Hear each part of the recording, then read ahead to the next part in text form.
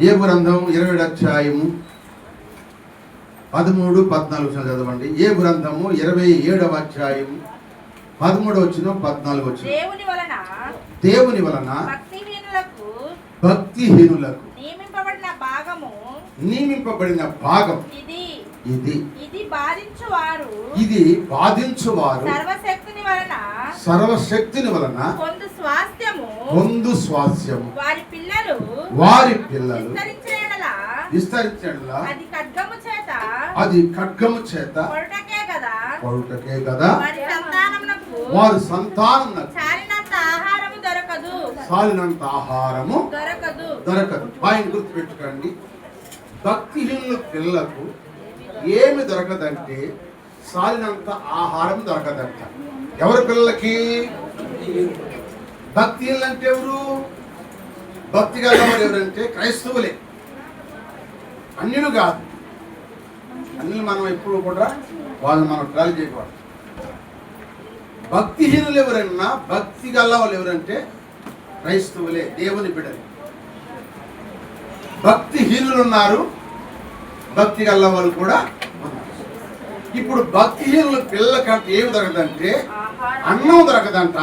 ఆహారం దొరకని రోజులు వస్తుంది. ఎందుకు వస్తుంది? భక్తిహీనులకు ఆహారం ఎందుకు చెప్పండి? భక్తిహీనులు దేవుని సన్నిధికి వస్తారు, దేవుని మాటలు వెళ్తారు కానీ వాళ్ళు లేదంటే భక్తి లేదు, వాళ్ళు లేదంటే భయం లేదు, వాళ్ళు మళ్ళా తాగుతారు. ఇప్పుడు చూడండి, కొన్ని కుటుంబాలు ఉండి త్రాగుబోతుల కుటుంబాలు ఉన్నాయి. వాళ్ళు త్రాగే ఇంటిలో సరైన తిండి దొరకదు.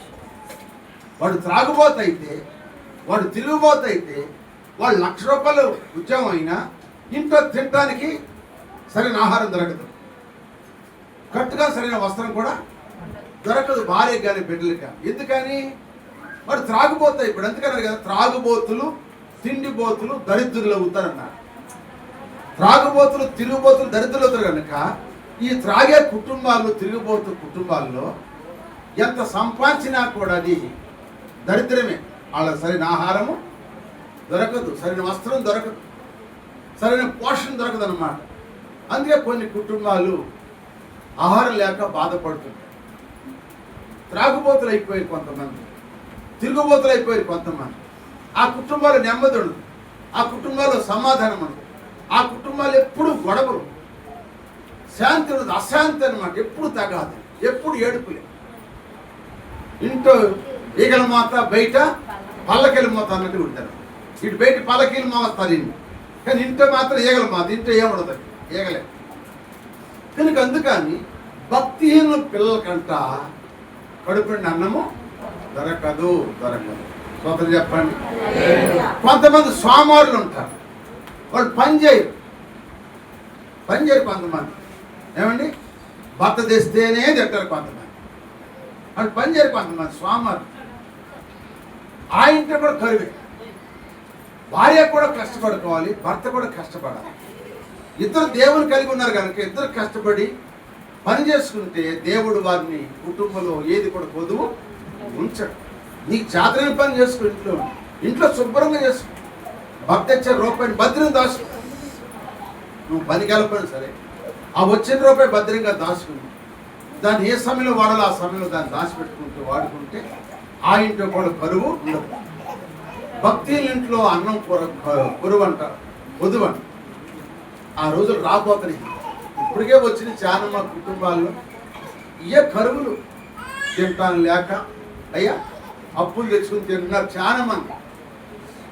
అప్పులు తెచ్చి తినడానికి కారణం ఏంటంటే ఇంట్లో తాగుబోతులు అయిపోయి, ఇంట్లో సామర్లు అయిపోయి, పని పాటు చేయకుండా తినటానికి కావాలి, మంచి తిండి కావాలి, మంచి తిండి కావాలి తినటానికి, మళ్ళీ బిర్యానీ కావాలి, చేపలు, రొయ్యలు, పీతలు ఎన్ని కావాలి. పని తక్కువ, తిండి ఎక్కువ. ఎక్కడ దొరికింది చెప్పండి? అందుకే భక్తిహీనుల పిల్లలకి కరువు అన్నమాట. అందుకే సమయలు మొదటి గ్రంథము 2వ అధ్యాయం 5వ వచనం చూడండి. వీళ్ళందరూ ఒకప్పుడు బాగా బతులు అంటున్నారు. చూడండి, సమయలు మొదటి గ్రంథము 2వ అధ్యాయము 5వ వచనం. తృప్తిగా భుజించిన వారు అన్నము కావాలని. ఎవరండి? వీళ్ళు ఒకప్పుడు బాగా బతికిన వాళ్ళే. తృప్తిగా తిన్నవాళ్ళు ఇప్పుడు అన్నం కోసం అంతా కూలికి వెళ్తున్నారంట. ఎందుకు వెళ్తున్నారు? తృప్తిగా తిన్నారు, బాగా సంపాదించారు, తిన్నారు, అది అయిపోయిందా కూర్చున్నారు సోమవారులే. వాటికి విందులకు విలాసాలు చేశారు. ఇప్పుడు ఏమి లేదు, అప్పుడు ఇచ్చేవాళ్ళు లేరు, ఇప్పుడు ఎవరు ఇచ్చలేవాళ్ళు లేరు. ఇప్పుడు ఏమవుతారంట వాళ్ళు? ఏడపోతారంట. తృప్తిగా తిన్నవారు కూలికి పోతున్నారు, ఆకలిగా ఉన్నవారు ఆకలి తీరా పూజిస్తున్నారంట. దేవుని స్తోత్రం చెప్పండి. ఆకలి కలిగిన వాళ్ళు కడుపునే తింటున్నారు, కడుపుని తిన్న వాళ్ళు ఇప్పుడు కూలికి పోతున్నారు తిండి లేక. ఇది భక్తిహీనులు పిల్లలకి. నీ జీవితంలో భక్తి లేకపోతే, నీ జీవితంలో భక్తి హీనంగా భార్య కానీ భర్త కానీ ఇద్దరులో భక్తిహీనులు అయితే ఆ ఇంట్లో కరువేనండి. ఆ ఇంట్లో అన్నమే కాదండి, వస్త్రమే కాదండి, ఏదైనా కరువేనండి. ఆ కరువును తప్పించుకొని అప్పు తెస్తావు, అప్పు తీర్చవు కనుక కరువు ఎక్కువైపోవాలి. అందుకే పేరుకు మళ్ళీ దేవుని బిడ్డలకు చెప్పుకోవటం, కానీ కరువు తాండవాడు. అందుకే భక్తిహీన పిల్లలకి ఏం దొరకదంటే మొట్టమొదట అన్నము దొరకదు. స్వతం చెప్పండి, అన్నం దొరకదు. రెండోది భక్తిహీన పిల్లలకి ఏమి దొరకదో చూద్దాం. రెండో మాట మీకు జ్ఞాపకం చేస్తాను.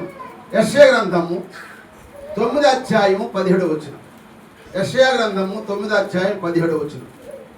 త్వరగా చదవాలి. ఇటు చూడండి, అటు చూడమాకండి, తలకాయ కింద కొంత ఉంచుకోవద్దు. ఇటు బలిపెట్టడం చూడండి. బైబుల్ చదివినప్పుడు తల వంచండి, తర్వాత బలిపెట్టడం చూడండి. దేవుడి మాటలు మీకు హృదయలోకి వెళ్ళిపోవాలి. ఇక్కడ యెషయా గ్రంథము 9వ అధ్యాయం 17వ వచనం చూడండి. వారందరూ చూడండి, భక్తిహీనులు దుర్మార్గులై ఉన్నారు, ప్రతి నోరు దుర్భాషలాడు. కాబట్టి ప్రభు వారి యవనస్తులను చూసి సంతోషపడడు. వారిలో తల్లిదండ్రులను లేనివారై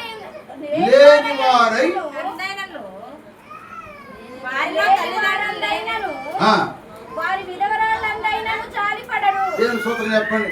అరే ఆ బాబును కాదు ఎత్తుకండి రా అమ్మా, బాబుని ఎత్తుకండి, ఏడిపి మాకండి.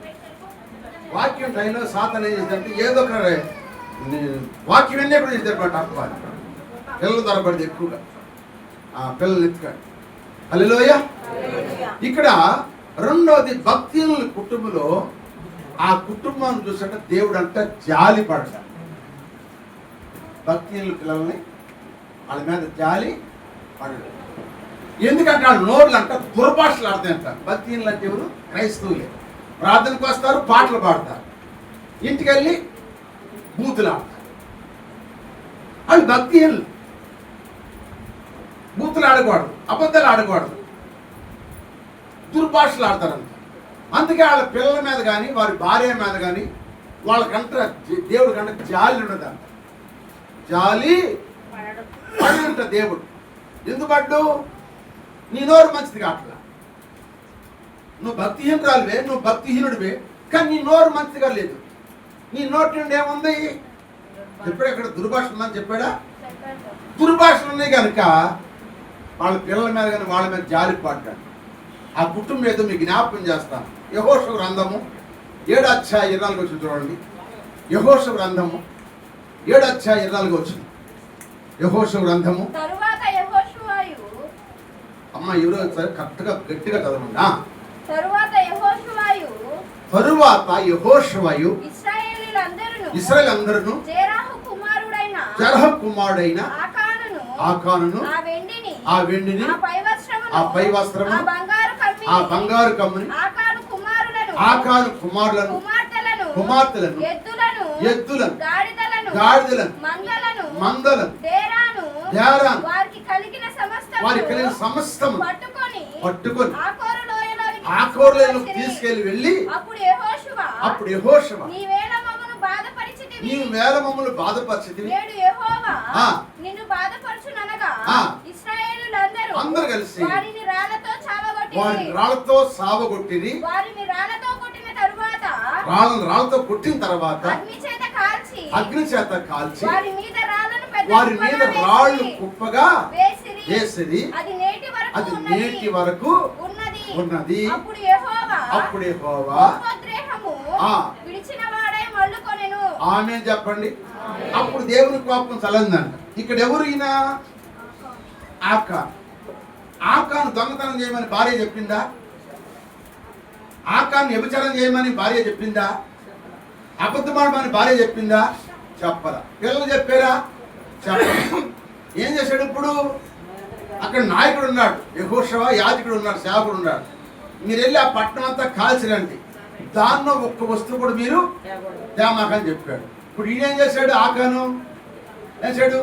ఒక షేనారు వస్త్రం, ఒక బంగారు కమ్మి, ఒక ఎండి, ఈ 3 చూశాడంట. చూశాడంతే. చూసేసరికి మనసులోకి వచ్చేసింది. చెప్పండి, ఎవరికైనా సరే చూడండి, చూసేసరికి ఆశ కలిగింది. ఆశ కలగానే మనసులోకి వచ్చింది. మనసులోకి వచ్చిన చోటకి అడగలుగుతాడు. ఇప్పుడు మనిషే వెళ్ళిపోతాడు. ఇప్పుడు మనిషి వెళ్ళాడు, ఆ 3ని పట్టుకున్నాడు. చూశాడు ఒకటి, ఆశించింది మనసు, వెళ్ళాడు 3ని పట్టుకున్నాడు, తీసుకొచ్చి ఇంట్లో నట్టింటూ దాశాడు. ఇప్పుడు దానివల్ల నష్టం జరిగాడు. ఇప్పుడు దాన్ని బయలుపరిచాడు దేవుడు. కనుక ఇప్పుడు దేవుడిని అడిగారు, మరి ఏం చేయమంటారంటే దేవుడే జాలిపడదంట. ఆ వ్యక్తిని గురించి జాలిపడకంట. అతని భార్యని, అతని కుమారులను, అతని కుమార్తెలను, అతని ఎద్దులు, గాడిదలు, గొర్రెలు, మందలన్నీ కూడా మీరు రాళ్లతో పాటు చంపమన్నాడు. కత్తి పెట్టి కాదు, కర్ర పెట్టి కాదు, కానీ కత్తి పెట్టి రాళ్లతో కొట్టి చంపి అగ్నితో కాల్చి ఆ రాళ్ళని కొప్పేయమన్నాడు. ఆ రాళ్ళతో కొప్పేస్తున్నప్పుడు చరిత్రలో చెప్తున్న మాట, ఆ బిడ్డలంట, కూతుళ్ళు, కొడుకులు అంటారంట, అమ్మా నాన్న చేసిన పాపానికి మమ్మల్ని పడుతున్నారేంటమ్మా, నాన్నగమ్మ చేసింది పాపము, తప్పు చేసింది నాన్న కదా, మా మీదకమ్మా ఈ రాళ్ళతో కొట్టేస్తున్నారు, అమ్మా అమ్మని అమ్మ అమ్మ అంటారంట. ఆవిడ తల్లి అంటుందంట, అయ్యా నన్ను కూడా కొట్టి చంపుతున్నారు అని అట్టగా చూసుకోవడానికి. ఎందుకని? దేవుడికి ఎందుకు జాలి లేదు? చెప్పాలి. ఎందుకు జాలి లేదు దేవుడికి? చెప్పండి. ఎందుకు జాలి లేదు దేవుడికి? జాలి ఎందుకు పడలేదు ఆ ఇంటి మీద? చేసింది అతని కదా. ఇప్పుడు వచ్చింది ఎవరి మందికి? భార్య తప్పు చేయలేదు, భార్యను చంపారు, కొడుకును చంపారు, కూతురును చంపారు. సరే, నోరు లేని గొడ్డేం చేసింది? ఎడ్డును చంపారు, గొర్రెలను చంపారు, ఒంటిని అన్ని చంపేసి కాల్ చేసి బూడి చేసి ఆ బూడిది మీద రాళ్ళు కుప్పేసిన తర్వాత పాపం తగ్గింది. ఎవరి పాపము? దేవుని పాపం. ప్రియమైన దేవుని అనుకుంటారు మీరు, దేవుడు జాలిగల దేవుడు అనుకుంటారు. ఒకడు చేసిన పాపానికి తన కుటుంబం అంతా పతనమైపోయింది. ఈనాడు కూడా కొన్ని కుటుంబాల్లో భార్య చేసిన పాపానికి బిడ్డల శాపగ్రస్తులు అవుతున్నారు, భర్త చేసే పాపానికి బిడ్డల శాపగ్రస్తులు అవుతున్నారు. శాపగ్రస్తులు కాకుండా ఉండాలంటే దేవుని వాక్యం విన్నా మనం. నేను చెప్పేది భక్తి లాంటి క్రైస్తవుల గురించి చెబుతున్నాను, ఇతరుల గురించి చెప్పేది, లోకస్తుల గురించి కాదు, క్రైస్తవుల గురించి చెప్తున్నా మాట. చంపేశారు, కాల్చేశారు. ఎందుకు తెలుసా? ఆకాను బీజం బిడ్డల్లో ఉంది. అర్థమైందా? ఆకాను బీజం భార్యలోకి వచ్చింది, భార్య నుంచి బిడ్డలోకి వచ్చింది. ఇప్పుడు ఆకాను వల్ల చంపిన ఈ బీజం బాదు పోయిద్దా? భార్యలోనూ బాదు, బిడ్డలోనూ బాదు. ఈ బీజం బావాలి. వీళ్ళు దేవుని మాటకు ఎదిరించారు, అందుకని చంపేసేయమన్నాడు. అది జాలి పడలేదంట. భక్తి బిడ్డల మీద జాలి ఉండదు దేవుడికి. స్తోత్రం చెప్పండి. ఎంత వాక్యం ఉన్నా కూడా కొంతమంది బిడ్డలు ఏమైపోతారు చెప్పండి? ఎవరి కోసం బతుకుతున్నావు నువ్వు? నేను బిడ్డల కోసమే బతికేది. వాడిని కష్టపడి చదివి వాడిని బ్రహ్మ చేయటం దేనికి? నీ రెక్కల కష్టం, రాత్రి వాళ్ళు కష్టపడి బిడ్డలను పెంచి పెద్దలను చేసి దేనికి? వాళ్ళు భవిష్యత్తులో బాగుండాలని, వాళ్ళ కోసం బ్రతికే తల్లిదండ్రులుగా ఉన్నాం. అవునా? హల్లెలూయా. మరి వాళ్ళు కష్టపడి చదివిస్తున్నారు, చేస్తున్నారు. వాళ్ళకు ఉండాలంటే నీ భక్తి వాళ్ళలో ఉండాలి. స్తోత్రం చెప్పండి. నీ భక్తి ఉండాలి. నీ భక్తి హింద్రాలుగా ఉంటే, ఇన్ని తెలిసిగా నువ్వు అట్లా తప్పుడు పనులు చేస్తే, దుర్భాషలు ఆడితే, దేవునికి ఇష్టం లేకుండా ఉంటే, జాలిపడి దేవుడు మాత్రం కాదు. స్తోత్రం చెప్పండి. జాలిపాటు. ఎవరిని జాలిపడతారంటే ఆయన తెలుసు. ఎవరు జాలిపడాలో, ఎవరిని కఠినంగా శిక్షించాలో యేసయ్యకి తెలుసు. హల్లెలూయా, హల్లెలూయా. అందుకే భక్తి కుటుంబానికి ఏం దొరకదంట? పిల్లలకి అన్నం దొరకదు. రెండవది చెప్పాలి. రెండవది జాలి పడడు. మూడో మాట చెప్తున్నారు చూడండి. మూడో మాట యోబు గ్రంథం 20వ అధ్యాయము 14 చదువు. యోబు గ్రంథం వారి పిల్లలు విస్తరించిన వారు ఎంత విస్తరించినా వారు అంట ఖడ్గము చేత పడుటకే కదా. వారి పిల్లలు ఖడ్గంతో సంపడతారంట. ఎవరి పిల్లలు? భక్తిహీన పిల్లలు ఖడ్గంతో చంపేస్తారు. ఎవరు భక్తిహీనుడు? అహాబు రాజు భక్తిహీనుడు. ఎవరు భక్తిహీనురాలు? యెజబెలు భక్తిహీనురాలు. వాళ్ళు భక్తిహీనులు కనుక నీతిమంతుల నాబోతుని చంపి రాళ్ళతో కొట్టి చంపించి ద్రాక్ష తోట ఆక్రమించుకున్నారే, దేవుడు చూడలేక. అందుకే అహాబు కుటుంబాన్ని అంట వారి పిల్లలందరూ చంపేశాడు సంతానం. చదవండి.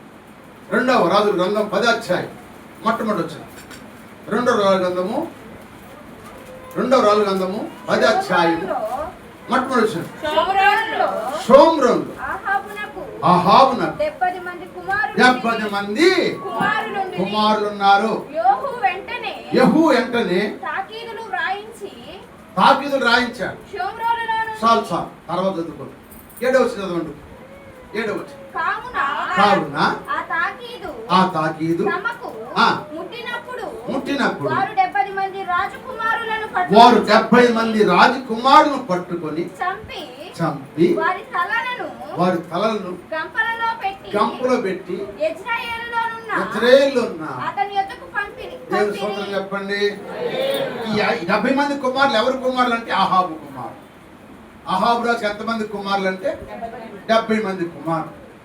అహాబుకు నీతిమంతుడు ద్రాక్ష తోట ఆక్రమించి నీతిమంతుడు అన్యాయంగా రాత కొట్టి చంపినందుకు, అర్థం ఉందా?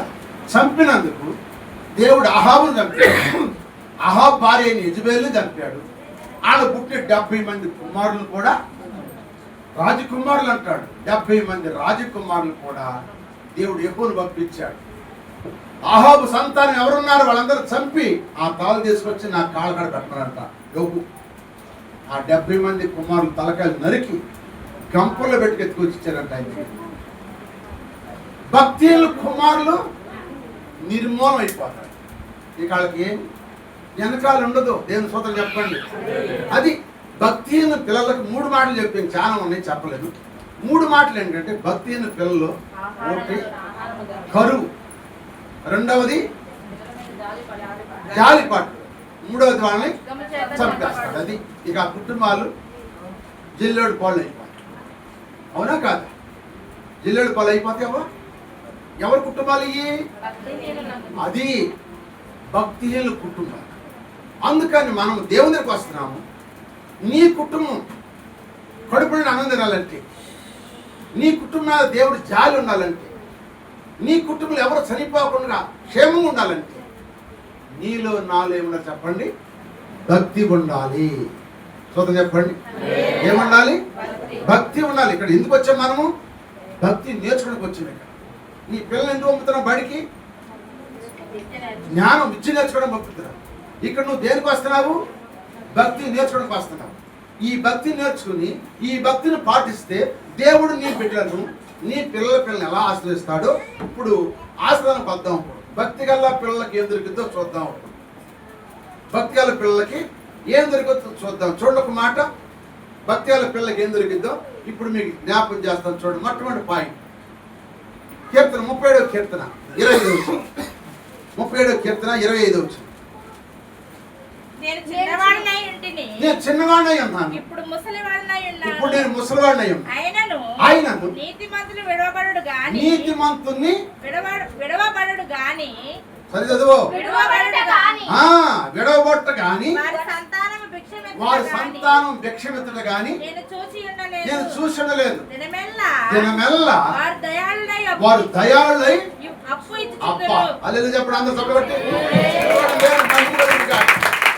భక్తిగల పిల్లలంట దినమెల్ల వాళ్ళు అప్పిస్తారంట. నీతిమంతుల సంతానం వాళ్ళు, భక్తిగల సంతానం వాళ్ళ పిల్లలు ఇతరులకు అప్పిస్తారు, దయాళులై ఉంటారంటాడు. భిక్షమెత్తరు అంటాడు పిల్లల్ని. నేను సోదరం చెప్పండి. హల్లెలూయా. దావీదు మహారాజు అంటాడు, అయ్యి నేను ఒకప్పుడు చిన్నవాడిని, ఇప్పుడు నేను ముసలోని అయ్యా. కానీ నీతిమంతుల సంతానాన్ని ఆయన విడిచిపెట్టి దేవుడు కాదు. వాళ్ళ పిల్లలు భిక్షమెత్తరు, అడుక్కారు. వాళ్ళు అడుక్కారు, ఈనాడు అడుక్కుంటున్నారు. ఇంట్లో లేకపోతే బయటకు వచ్చి అడుక్కున్నారు వాళ్ళని. దేనికి? తాగుడు కోసం, తిండి కోసం అడుక్కునే లేరా? అడుక్కుంటున్నారు. అడుక్కునే స్థితి ఉంది కొంతమందికి. ఆయన అంటాడు, నేను చిన్నవాడిని అయి ఉన్నాను, ఇప్పుడు నేను ముసలిని అయిపోయాను. నా సంతానం భిక్షమెత్తడం కానీ నీతి ఎడవబట్టడం కానీ నేను చూడలేదు. వాళ్ళంతా దేవుడంతా దయలు అర్పిస్తారు. అంటే దేవుడు అంతగా వాళ్ళని ఆస్వాదించిన గాక. నీ భక్తి పాటించు. ఇక్కడికి వచ్చి నువ్వు నేర్చుకో, భక్తి నేర్చుకో. ఈ భక్తి నేర్చుకుని భక్తి పాటిస్తే నీ బిడ్డలు ఆశ్రయించబడతారు. నీ బిడ్డలు కూడా దేవుడు ఆశ్రయించి వాళ్ళకి అప్పు చేస్తారు. కానీ అప్పు చేస్తారు చెయ్యి చాపనివ్వడు దేవుడు, చెయ్యి చాపనివ్వడు. సోదరు చెప్పండి హల్లెలూయా. ఇంకా రెండోది ఏం చేస్తాడంటే కీర్తన 115వ కీర్తన 13 వచ్చింది చదవండి. 115వ కీర్తన 13, 14 చదవండి. 115వ కీర్తన 115వ కీర్తన 13 వచ్చినము 14 వచ్చిన. పిల్లలనేమి పెద్దలనేమి తన యందు భయభక్తులు గల వారిని యెహోవా ఎవరిని? భక్తి గల వారిని దేవుడు పిల్లల్ని పెద్దల్ని ఆశీర్వదించి నీ పిల్లలను వృద్ధి చేయను గాక. నీ బిడ్డలను వృద్ధి చేస్తాడు. నీ కుటుంబాన్ని వృద్ధి చేస్తాడు. నీ కుటుంబంలో బిడ్డలు వృద్ధి అవుతారు. అభివృద్ధి పరుస్తాడు, ఆశీర్వదిస్తాడు. అందుకే భక్తుడు రాశాడు, నీ యందు భయభక్తులు గలవారి ఎడల దయ చూపుచున్నావు తరతరముల వరకు. నీ యందు భయభక్తులు గలవారి ఎడల దయ చూపుచున్నావు తరతరముల వరకు. నీ యందు భయభక్తులు గలవారి పిల్లలు, నీ యందు భయభక్తులు గలవారి పిల్లలు నీరు కట్టు తోటవలె బహుగా ఫలించెదరు. నీరు కట్టు తోటవలె బహుగా ఫలించెదరు. ఆశీర్వదించుము దేవా, ఆదరణ నీవే ప్రభువా. ఆయనందు భక్తులు ఉంటే నువ్వు దినమల్లెతలకు అప్పిచ్చిదడు చేస్తాడు. నీ బిడ్డలు నీ కుటుంబాన్ని ఆస్వాదించి వృద్ధి చేస్తాడు దేవుడు. నీ భక్తే నీ బిడ్డలను ఆస్వాదిస్తుంది. దేవుని సోదరు చెప్పండి, నీ భక్తే నీ బిడ్డలను ఆస్వాదిస్తుంది. అందుకే 108వ కీర్తన కూడా చదవండి. 108వ కీర్తన మొట్టమొదటి నుంచి 3 చదవండి. యెహోవా యందు భయభక్తులు కలిగి ఆయన త్రోవలో నడుచువారందరూ ధన్యులు. నిశ్చయముగా నీవు నీ చేతుల కష్టార్జితము అనుభవిస్తావు. నువ్వు ధన్యుడవు, నీకు మేలు కలుగుతుంది. నీ లోకిట నీ భార్య ఫలించే ద్రాక్షవల్లి ఉంటుంది. చూడండి, ఇక్కడ చూడండి, నీ భోజన బల్ల చుట్టూ ఎట్లుంటారు? ఒలీవ మొక్కలు ఎక్కడుంటారు? నీ ఇంట్లో భోజన బల్ల ఉంది కదా, ఆ బల్ల దగ్గర ఎట్లా అంటారంట, చక్కని ఆహారం తిని ఒలీవ మొక్కల కంటే ఏ అనారోగ్యాలు లేకుండా ఆరోగ్యవంతులు ఇస్తారు. మరి భక్తిలు పిల్లల వాళ్ళ దగ్గర ఏముంది? భక్తిల ఇంట్లో ఏ బల్ల చెప్పనా? ఆ మాట చెప్పి ముగిస్తాను. చూడండి, భక్తిల ఇంట్లో ఏ బల్ల ఉందో చూద్దాం. యెషయా గ్రంథం 28వ అధ్యాయం 8వ వచనం. యెషయా గ్రంథము 28వ అధ్యాయం 8వ వచనం. వారి భోజనపు బలలన్నీ వాంతంట కల్మషం మా యాసాలే ఏమిటి? వాళ్ళ బల్ల ఎట్లుంది? భయభక్తుల ఇంట్లో బల్ల ఎట్లుంది? బల్ల ఒలి మొక్కల్లే సువాసన కొడతాం. ఆయిల్ ఎట్లుంది? వాంతంట. తాగొస్తాడు, తింటాడు, అక్కడే గొప్పుతాడు. తాగొస్తాడు, తినాడే గొప్పుతాడు. వాంతి కదా. అదే కొన్ని నెలలకి వెళ్తే ఎండలో బూజు కూడా తొలపరు. ఏం మందో ఏమనో ఏంటో ఆ బూజు కూడా తొలపరు. ఎంత రోత, ఎంత అసహ్యం ఉంటే ఇల్లు. ఏమండి, ఒంటి శుభ్రం కాదు, ఇంటి శుభ్రం చూసుకోవాలి, వస్త్రాలు శుభ్రం చూసుకోవాలి, అంట్లు శుభ్రం చూసుకోవాలి, అన్ని శుభ్రంగా ఉండాలి. ఒక ఇంటికి వెళ్తే ఆ చుంచుకంపు వాసన వచ్చింది, ఎలి వాసన వచ్చింది, దుర్వాసన వచ్చింది, కొన్ని నెలల్లో వాంతి వేస్తే అనమాట. తినబుద్ధేస్తే చెప్పండి, ఉన్నాయా లేవా? అవి ఎవరి ఇల్లు అంటే భక్తిహీనుల ఇల్లు. భక్తి గల ఇల్లు కావాలి. స్తోత్రం చెప్పండి. భక్తి కలిగిన ఇల్లుగా ఉండాలి. భక్తిహీనుల ఇల్లు అంటే వాంతితో ఉంటాయి అంట.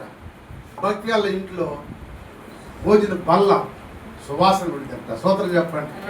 హల్లెలూయా. అందుకే నువ్వు భక్తిగా ఉంటే 3 విషయాలు చెప్పింది. నువ్వు భక్తిగా ఉంటే అంట నీ బిడ్డలు చెప్పాలి, ఇతరులకి అప్పిజర్ చేస్తాడు. నువ్వే అప్పిస్తావు, నీ బిడ్డలు కూడా అప్పిస్తావు. భిక్షమెత్తరాడు. స్తోత్రం చెప్పండి. రెండవది, నీ బిడ్డలను ఆయన వృద్ధిపరుస్తాడు. అంటే నువ్వు ఎస్ఐకి వచ్చావనుకో, ఎస్ఐ నుంచి ఆడ తీసుకెళ్తాడు, సిఐ తీసుకెళ్తాడు, సిఐ నుంచి డిఎస్పీ తీసుకెళ్తాడు, డిఎస్పీ కమిషనర్ తీసుకెళ్తాడు. వృద్ధిపరుస్తాడు నీ బిడ్డలు కూడా అంట. మూడవది, నీ బిడ్డలు చెప్పండి ఒలివ మొక్కల వలె ఆశీర్దిస్తాడు. నీ బిడ్డలు చూస్తానికి దేవుడు నీకు ఏమిస్తాడంట? దీర్ఘాయువును ఇస్తాడు. నీ కుటుంబానికి, నీ బిడ్డలకి ఏమిస్తాడంట? సమాధానం ఇస్తాడంట. స్తోత్రం చెప్పండి. భయం కలిగి ఉంటాను. భక్తి నేర్చు. భక్తి నేర్చుకుంటే ఈ 3 దీవులు. నువ్వు భక్తి నేర్చుకోకుండా భక్తిహీనంగా నువ్వు తిరిగితే నీ బిడ్డలో అడుక్కుని తినేవచ్చు, అడుక్కునే గతి వచ్చు. నీ బిడ్డల మీద ఎవరు జాలిపడు, ఎవరు ముద్ద పెట్టరు. పోరా అన్న పోగంట. మూడోది వాళ్ళని పుట్టి చంపేస్తాడు. వాళ్ళ మీద జాలి ఉంటుంది. అందుకని నేను అటు 3 ఇటు 3 మాటలు చెప్పాను. ఈ మే నెల మొదటి పునరుద్ధానంలో, ఈ మే నెల మొట్టమొదటి ఆదివారం ఈ పునరుద్ధానంలో చెప్పిన ఈ వర్తమానం మీరు గుర్తుపెట్టుకుని మీరు ప్రార్థన చేసుకో. నువ్వు భక్తిహీనంగా ఉన్నావా, నువ్వు భక్తి కలిగి ఉన్నావా, నీకు నీవు పరీక్షించుకో. నేను ఒక మాట చెబుతాను. అబ్రహాము చనిపోయాడు, కానీ అబ్రహాం చనిపోయాడు, కానీ అబ్రహాం చేసిన ప్రార్థన చనిపోవాలి. ఇప్పుడు నేను చనిపోయినా నా బిడ్డను దేవుడు ఆశీర్వదిస్తాడు. అనని మీరు కూడా అనండి, నేను చనిపోయినా. సత్యంలో చెప్పాలి, నేను చనిపోయినా నా బిడ్డను ఆశీర్వదిస్తాడు, నా బిడ్డలు కూడా ఆశీర్వదిస్తాడు. ఎందుకంటే నేను చేసిన ప్రార్థన. అనగా నేను చేసిన ప్రార్థన, నేను చనిపోయిన నా ప్రార్థనకు సాగులేదు, ప్రార్థనకు జీవం ఉంది. అందుకే ఆదికాండం 26వ అధ్యాయం 14వ వచనం అంటాడు చూడండి. దేవుడు ఇస్సాకుతో మాట్లాడుతున్నాడు. ఆదికాండం 26వ అధ్యాయం. ఆ రాత్రి యెహోవా అతనికి ప్రత్యక్షమై, యెహోవా అంటే దేవుడు ప్రత్యక్షమై, నేను నీ తండ్రి అయిన అబ్రహాము దేవుడను, నేను నీకు తోడై ఉన్నాను గనుక భయపడకము. నా దాసుడైన అబ్రహామును, ఎవరంట? నా దాసుడైన అబ్రహామును బట్టి నిన్ను ఆశీర్వదించి నీ సంతానమును విస్తరింపజేసేదనని చెప్పాను. దేవుడు చెప్తున్న మాట దేవుడు మర్చిపోయాడు. అబ్రహాం చచ్చిపోయాడు. అప్పుడు అబ్రహాం గారు చనిపోయాడు. ఇస్సాకు భయపడుతున్నాడు. ఇస్సాకు గెరాదేశంలో ఉన్నాడు, భయపడుతున్నాడు. వాడు చంపేస్తారని భయపడుతున్నాడు. ఆ రాత్రి దేవుడు మాట్లాడుతున్నాడంట, ఇస్సాకు భయపడదు, నేను ఎవరినో తెలుసా? నీ తండ్రి దేవుడు. నీ తండ్రి దేవుడు నీకు తోడేయండి. ఎందుకంటావా? నీ తండ్రి నా దాసుడు, అంటే నా పనివాడు నీ తండ్రి. నీ దాసుడు, నా దాసుడు చేసిన ప్రార్థన బట్టి నేను నిన్ను ఆశీర్దిస్తాను, నీ సంతానాన్ని ఆశీర్దిస్తానని చెప్పాడు. దేవుని స్తోత్రం చెప్పండి. మనం ఒకవేళ చనిపోయినా మన ప్రార్థన చనిపోదండి. మన బిడ్డలు దేవుడు ఆశీర్దిస్తాడు, మన బిడ్డలని ఆశీర్దిస్తాడండి. భక్తిని కుటుంబం నిర్మూలన అయిపోయింది, భక్తి గల కుటుంబాన్ని ఆశీర్దిస్తాడు. అందుకే భక్తుడు రాశాడు, నిన్ను బట్టి బ్రతుకుతున్నా, నిరీక్షణతో జీవిస్తున్నా, నిన్ను బట్టి బ్రహ్మం చేసుకున్నా పాట కూడా పోతుంది. నిన్ను బట్టి బ్రతుకుతున్నా, నిరీక్షణతో జీవిస్తున్నా, నిన్ను బట్టి బ్రతుకుతున్నా, నిరీక్షణతో జీవిస్తున్నా, నా జీవితతో వెలుగుతాను, నిన్ను వెలిగిన నా జీవితతో వెలుగుతాను.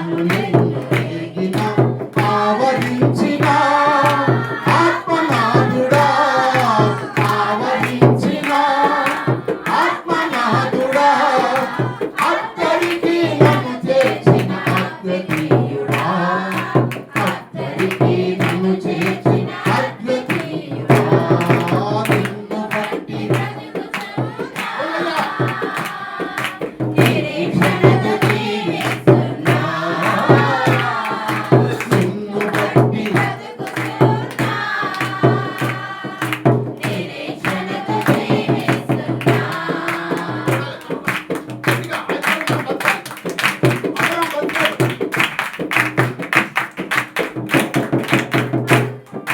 వాగ్దాన పుత్రునిచ్చి జీవించారు, నాకే అర్పించమని శోధించారు, పరిశోధించారు.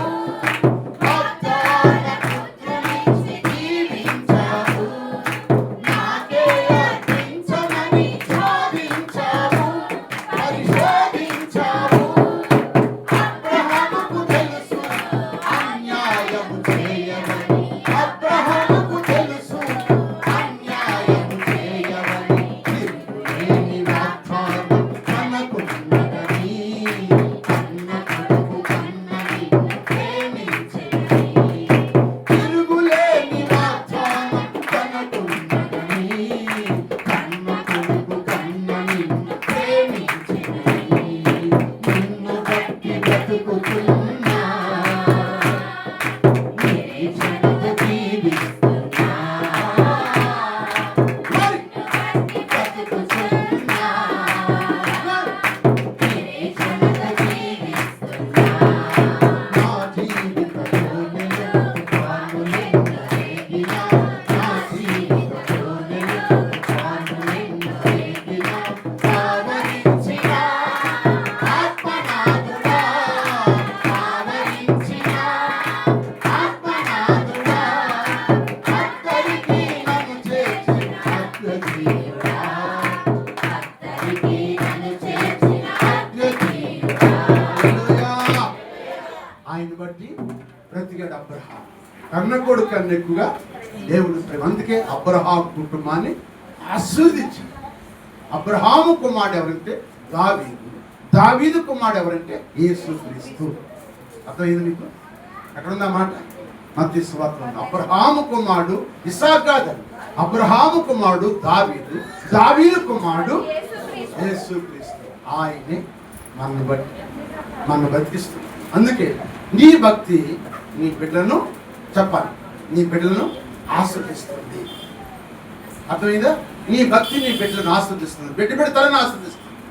వాళ్ళు ఇతరులకు అప్పిస్తారు చేస్తారని అడుక్క వాళ్ళని దేవుడు వృద్ధి చేస్తాడు, వాళ్ళని దీవిస్తాడు. వాళ్ళ ఇల్లు సువాసనగా ఉంటుంది, వారి భోజనం సువాసనగా ఉంటుంది.